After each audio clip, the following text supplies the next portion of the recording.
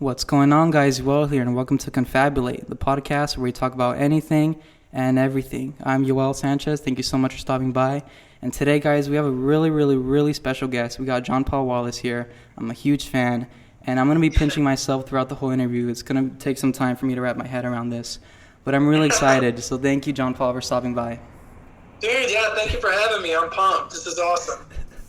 So a couple years ago, I came across this video of you performing at your graduation, and I was like blown away, just like the rest of the world. It went viral, and I was like about to graduate at that point. I'm just like, we need to hear this song at every graduation because it's really special, and I love that song. So I wanted to ask you about that first. Like, how was that experience, like writing for it and performing?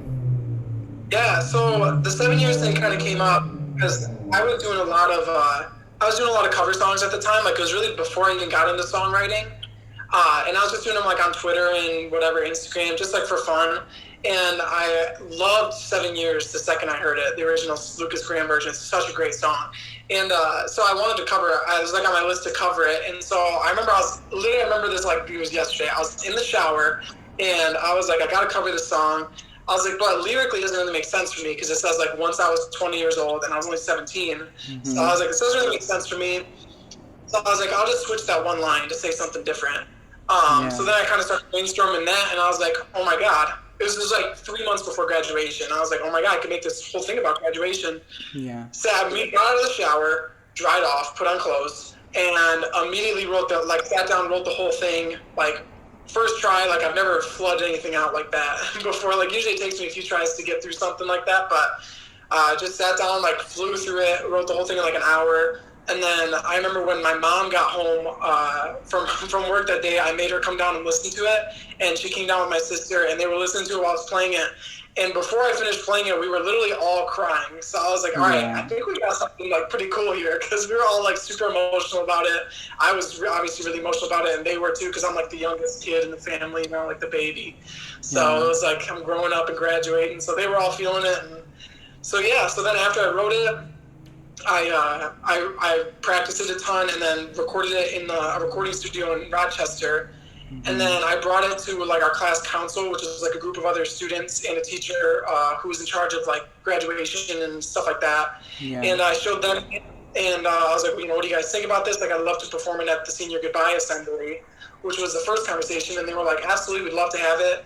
And then they ended up making it our official class song too, which was cool. So then I performed it at the senior goodbye assembly, and it was still to me like the most like bone-chilling performance, because there was like 1,400 kids in there, something like that. And like, I've never played for that quiet of an audience before. Like, once I started and I had the lyrics going up on the board, it was just like, it was completely dead silent, the whole thing. And I was literally vibrating while I was playing, because I've never felt like, usually there's people talking and like people are distracted, but I've never just like had that much like attention at one time. And it was like, I was shaking in my seat, freaking out. But so that performance went really well. Like, the class loved it and stuff. I got a ton of love on it. Yeah. And then I talked to the principals about performing on graduation, and like literally asked them like every single day. I was like, so can I do it? Can I do it? Can I do it? And then like 3 days before graduation, they're like, all right, fine, you can do it. And I was like, yes. Wow. So yeah, then I was able to perform it. And then the actual video was shot by a guy named Chris Carey, who's the father of one of my graduating classmates, Tim Carey. Mm-hmm. And I didn't even know he was recording it. I didn't even know the recording existed. I think he was recording the whole ceremony. But he clipped out that and put it on YouTube. And then a friend of my sister's, actually, Chris Long, sent it to Mojo in the Morning, which is a really popular radio station in Michigan.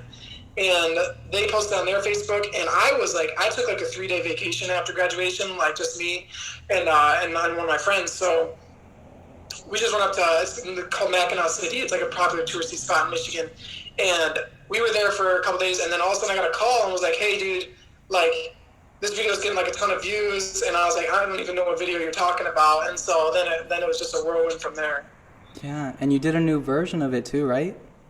Yeah, so I graduated college in 2020, and I was like, this is probably the last time I'm going to graduate from anything in my life. I might as well do another version of 7 years for it. That's super cool. And how did you know that you can sing, and like what convinced you to keep going with it? Have you been singing since you were like a little kid? Yeah, so actually my older sister, Rocky Wallace, she's got music out on Spotify and all that good stuff too. She's a Hmm. singer, and so she was singing before I was born. So I saw her when I was really little, and I was like, that's pretty freaking cool. And yeah, so that's what got me into it, and then yeah, I've never stopped ever since then. Yeah. And what instruments do you play too? You play a lot of instruments, right? So I started on keyboards around freshman year of high school, and I fell in love with that. And then actually more recently, only like a couple months ago, I've started picking up the guitar as well. So right Nice. now it's keyboards and guitar. Yeah. And what are the artists that kind of like inspired you growing up? Growing up, it was a lot of Steve. I fell in love with Stevie Wonder in high school because he's a Detroit guy and he's just so crazy talented. So I fell in love with his music.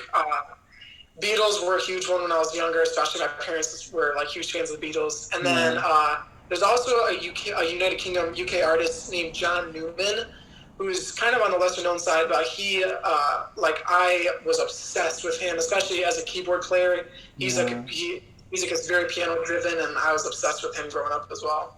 That's super cool. And are you still obsessed with them today, or do you have any like new music inspirations?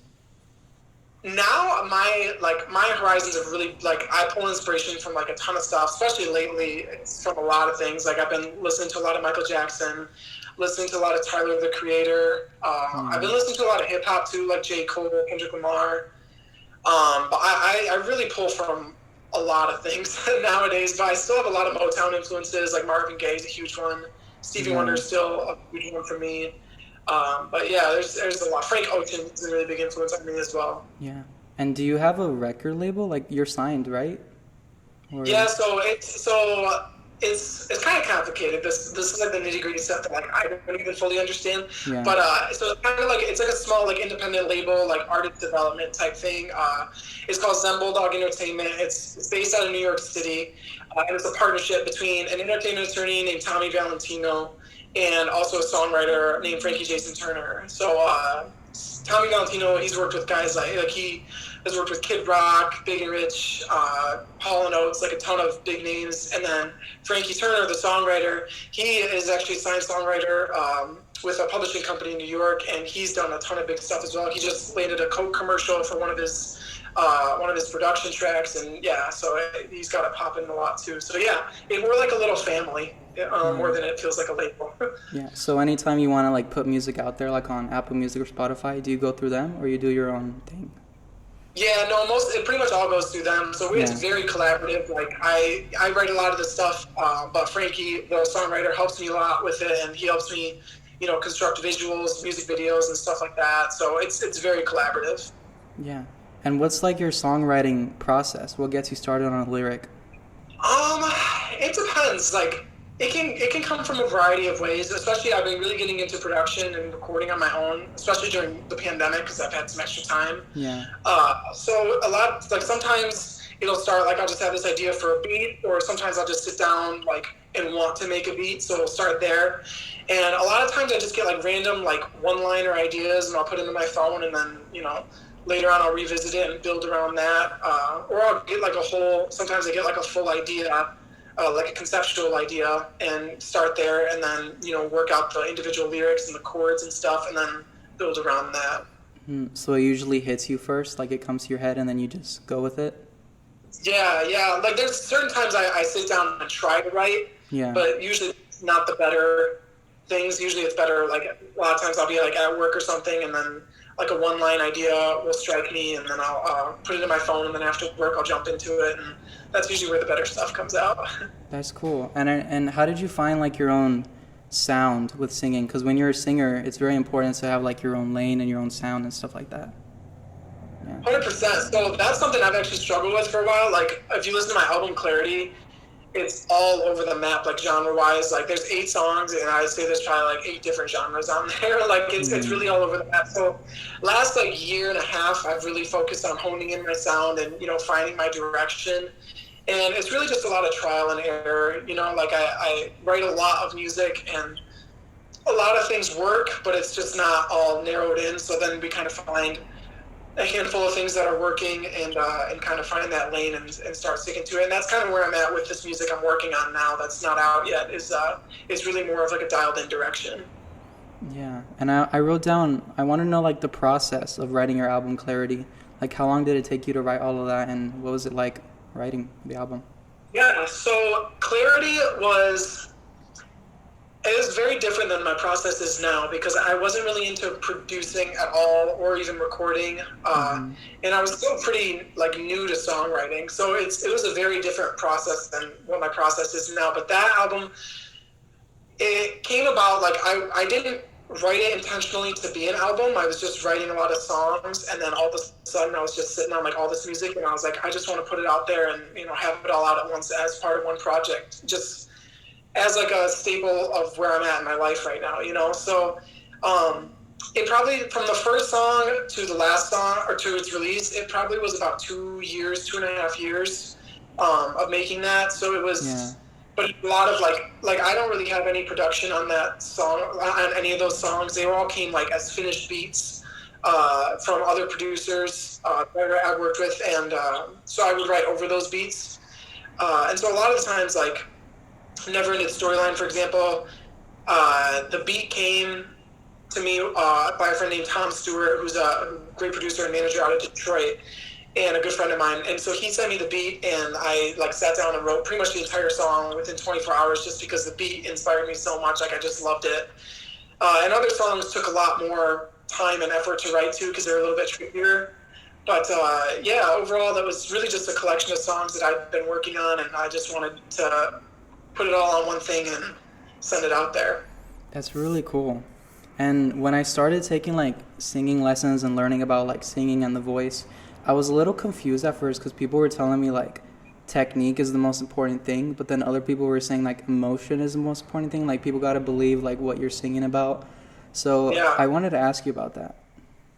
Yeah, that's a really good question, actually. I mean, obviously both are super important. I think you have to learn technique first because once you learn technique, you don't have to think about it anymore, and then you're able to focus in on that emotion. And like, it's like, I'm trying to think of a good analogy. I guess it's like, it's like, I don't have a good analogy, but I was trying to think of one. But it's like if you practice, really work on the technique first, and that becomes muscle memory to you, then everything like the technique you won't have to think about anymore. You'll be able to just dial into the emotion and really focus on that, and the technique's already going to be there.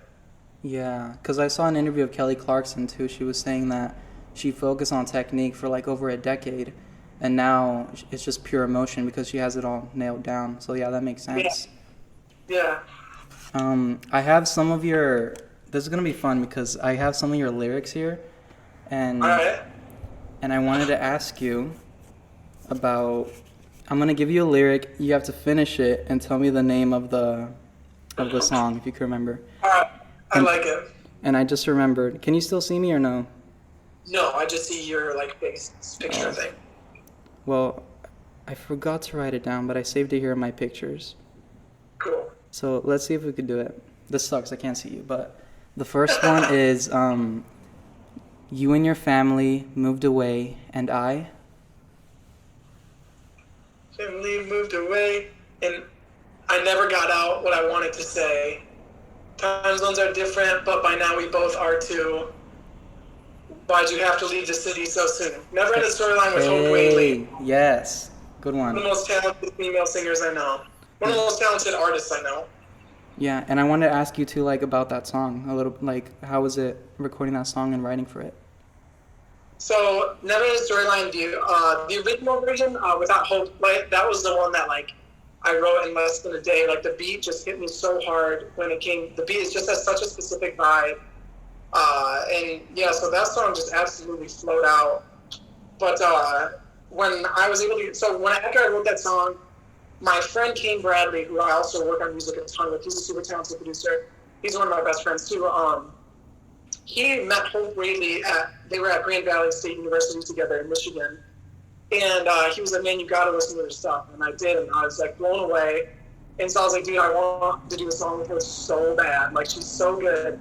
And so I was waiting until I got the right song for her because like she got a very specific style and she rocks it like no other. So as soon as I got like the first demo of Never Ending Storyline, I was like, this is right up her alley. Like I know she would kill this. So I messaged her on Twitter and I was like, hey, like I know you through Kane. I'd love to do the song together. I think I have one that would work really well. And she was like, we'll send it. So I sent it to her. She's like, I love the song. I'll absolutely jump on it. And I was like, yes. She's so talented. So yeah, I was able to. I actually brought my laptop up to Kane's house in Grand Rapids, Michigan, which is where we were going to school. And she just came over and recorded it in a like dinky little setup. And then I had a friend of mine, Paul Morris, mix and master her vocals into mine. And then we recorded the music video with a friend of mine, Simon Vasquez, out of Kalamazoo, Michigan. And that was such a fun experience. I absolutely adore her greatly. She's great. That's really cool. Were you nervous at all, like asking her? Yeah, well, actually, I wasn't so nervous asking her. Yeah. But like once she said yes, I was really nervous to like meet her and record with her and stuff. Because like me and Kate are both like pretty new to recording and stuff. So I was like, don't this up. I'm sorry, can I say that? Or yeah, we could cuss on here. Yeah, you're good. Okay, all right. I was like, don't fuck this up. Like, make sure like you don't screw this up. And so yeah, I was really nervous, and especially with the music video. That was my first time working with Simon, and I knew he was a talented guy, but I was like, man, I really hope we don't mess this up. I don't want to have to ask her to come back and do this again. Like, I just want to nail this. And her recording is amazing. We recorded at like 9 a.m. She did it in like 2 takes. I was like, it's 9 a.m. Like, how did you even warm up before this? Like, it was ridiculous. She's so good. But and then Simon nailed the video, so I couldn't have been happy with how that turned out. Yeah, so cool. Okay, next lyric I have for you is, I like your pictures a little too quickly. Little too quickly. Don't care if you notice. I'm losing control. It's something in you. It's something in me that falls for everything that you do. One day. Yes. That's your newest song, right? You betcha. Is that going to be on the new project? I don't think so. I think we're really looking at doing singles right now. The plan right now is just I have a batch of new music and it's kind of all over the map. There's just a lot of different opportunities that are flying around with it. So it's just been a crazy whirlwind of it. But we're trying to get these songs done and get music videos and stuff for them and put them out one by one. But I don't know if there's really a project in the future at this point. I think we're just looking at singles by singles. So, but one day, that's always one of my favorites for sure. That's one of my favorites. I started screaming and jumping once you were going like, and that's okay. That's like, oh, that's so good. I love that. Thank you, man. Appreciate that. Super good. Okay, next one I have for you is, the last few months feel like a waste. Going through my own thoughts in a bad place. Feel like we never said anything we wanted to say. Just small talk every day. That's out of time. At a time. What can you tell me about that song? So that song, I don't think I've ever spent so many hours on one song as I did in that song. So that was co-produced with my best friend King Bradley, who I told you about earlier. But we've never spent that much time on a song before. It was just it was insane. But it was so worth it. That was the most rewarding experience. That was the first song.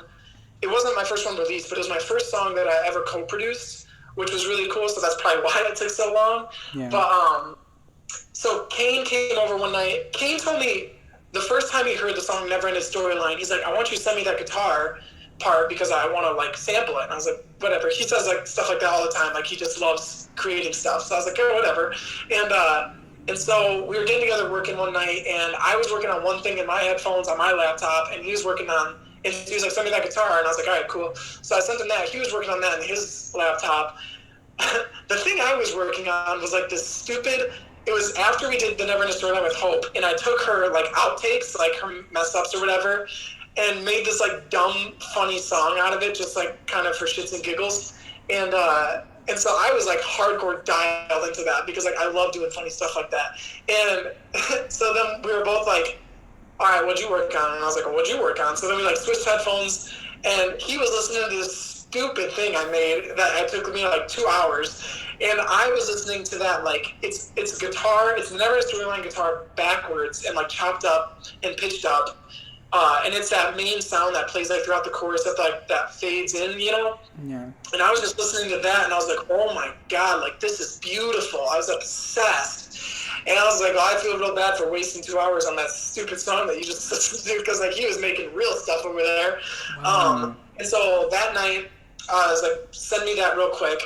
So he sent it to me, and then he kept working on it. I went into like, we were in my basement, so he was in one room. I was just like walking around in the basement, and I wrote the chorus over that part that night, and we recorded it and had it. So we were kind of listening to that for a while, and then we so we had the initial production on it was that guitar sample going through the entire song, and then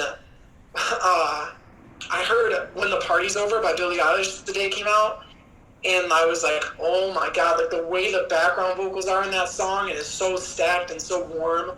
I was like, I have to do something like this. So then we reconstructed Out of Time completely to be super heavy on background vocals and to fit the same vibe as that and try to get the same emotion that that song has.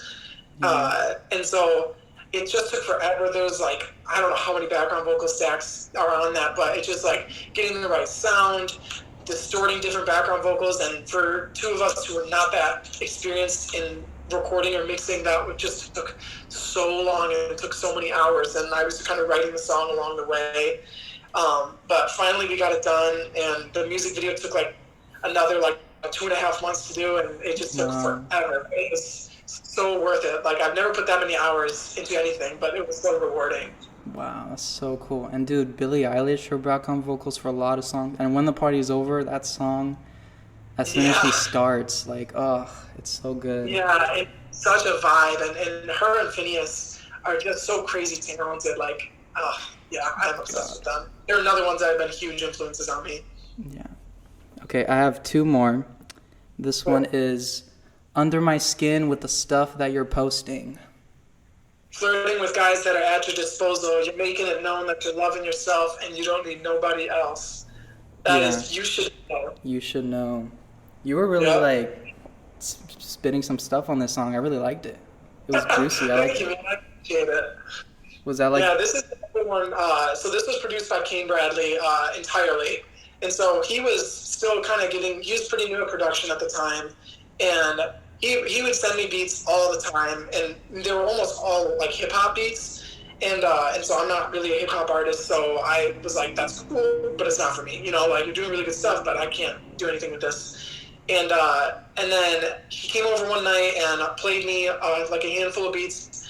And then he played the beat for You Should Know. I was like, I got dibs. Like nobody else can touch that. That's mine. Like I knew right away that I wanted that. And so it was really easy to write over that beat because that beat is just so catchy and such a great vibe. Yeah, super cool. Okay, one last one. This one is Do This For You, Do This Cause This Is What You Love. Do this because this is what you love. Do this because this is what helps you wake up. God gave you a seed and let it be sprung. That is Atlantis. Yeah, God gave you a seed, so let it be sprung. I love that. And I as soon as the piano starts too, and then that part of the song, you have like a lot of passion in it. I could feel you like recording it, just like, I really love that song. Thank you, man. I appreciate it. Yeah, that's one of my like lesser known songs, I would say, out of everything I have out. But yeah, that was like, you know, I wrote that probably the year after Clarity came out. And that was another one I did with my friend Kane Bradley. And I don't remember how that even started. I think he had those chords, or he had chords similar to it, and we kind of just started with that. Yeah. So, and then we just built it up from there. But that was another one I co-produced with Kane, but he did a lot of the legwork on that one. And it was such a therapeutic song to write. It, like that is lyrically, that's one of the realest things I've written. That like I don't even really listen to it because like it really like it emulates exactly how I was feeling at that time in my life, and that was it's just it's one of love-hate songs, like I love it because it was so personal, and I also hate it because it was so personal. Yeah, those types of songs are my favorite though, like those personal songs, the sad songs. I really love it. I want to ask you about your live streams because you've been doing a lot of live streams, just singing on Instagram Live. Yeah. Why'd you want to start live streaming a lot? Because you weren't really doing that before. You did it every once in a while, but now you're doing it a lot. Yeah. So the thing with live streaming is like, first of all, live streaming is like, anybody will tell you, if you're a musician, you need to live stream just because it's such a great way, especially now that we can't do shows. It's such a great way to interact with, people who support you and just people in general, so it's always been a great thing. And it's always been like one of those things I'm like, I really need to start doing live streams more. But going on live always made me so anxious. Like, I was like, nobody's going to tune in. I'm going to be sitting there by myself. That's so awkward. And I was like, I'm going to screw up. I'm going to say the wrong thing. Like, you can't go back. I don't know why, but like doing shows, I was good. Going on Instagram Live, I hated with an absolute passion. Like, I could not get over that hump. And so then once I started learning guitar, I got on a really strict rehearsal schedule. And it wasn't so much like I was like killing myself. I got to rehearse. It was just like, I was obsessed with learning guitar and I wanted to rehearse. So then once I started getting a handful of songs down, and I was literally playing it every night just because I loved it and it was so much fun. I was like, I should just start live streaming these. Like, I need to be going on live anyways. It's a good way, to talk to more people. And I'm singing anyway, so I might as well just put it on Instagram. Yeah. And so then I started live streaming, every couple of days, once a week, whatever. And then I was like addicted to it. I was like, this is so much fun. Like people are tuning in now. I usually have people on there the whole time, which is just so nice. And because you're part of my squad here, but like the group that we have is so fun and so funny that like when we're on live, it's like half performing, half just making stupid jokes and like talking to people. So it's just turned into this like super fun thing. That I like now. I look forward to it. Like on days I know I'm going to be streaming, and I'm like, I just got to get through work or whatever, and then I can get on Instagram Live and hang out with everybody. Like it's a fun thing now that I look forward to. Yeah, and do you have like the songs planned out what you want to sing, or do you take song requests? So on the guitar stuff, I'm still pretty new at it, so it's like I only know probably like 8 or 9 songs that I can play. So those are planned out, and then once I switch over to piano, I usually do like Miss You Every Time, my original song, and my other original One Day. I do those 2 on piano, and then after that, it's like a free-for-all. Like if someone suggests something, I'll be like, yeah, sure, why not, I'll play it. And then other times it's just like scrolling through my list of cover songs and seeing what I want to play. Yeah, that's super cool. Thank you so much, John. Like we covered everything that I wanted to say. This is the time where I kind of like ask my guests, like if you have anything you want to ask me at all, anything you want to mention. I don't know. Yeah, let me see here. You're in California, right? Yeah, I'm in California. That's cool. So how long have you been doing this podcast? I didn't want to know that. It's pretty new, right? Yeah, I literally just started. I have 3 episodes out. I post every Monday, Apple Podcasts and Spotify. Yeah, I just, I don't know. I've wanted to work on my confidence and just talking to people, and I love it. Yeah, but I've had a YouTube channel since like 2017. Doing some songs and stuff. But yeah, here in California, I've been living here my whole life. I'm from Puerto Rico too. So yeah. Oh, cool. Okay, cool. Oh, that's what's up, man. That's awesome. I love that. I love that you're, doing it because it's going to help you, and it's something I love that. That's cool. Doing it for personal growth. That's the name of the game. So This is cool, man. No, I'm really excited when you asked me, and I was like, heck yeah, I'll be on it. Like I love doing this kind of stuff. It's fun. Yeah.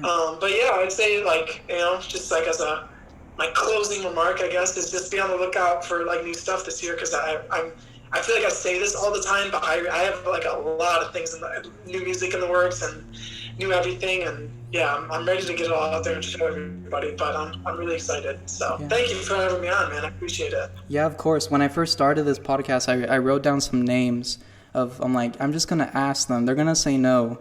But let's see what happens. I'm just going to ask. So I'm really glad you're on. But I wanted to ask, I know you can't really see in the future, like when you want to do live shows, but I'm sure you're very excited for that, right? To just perform in front of people again.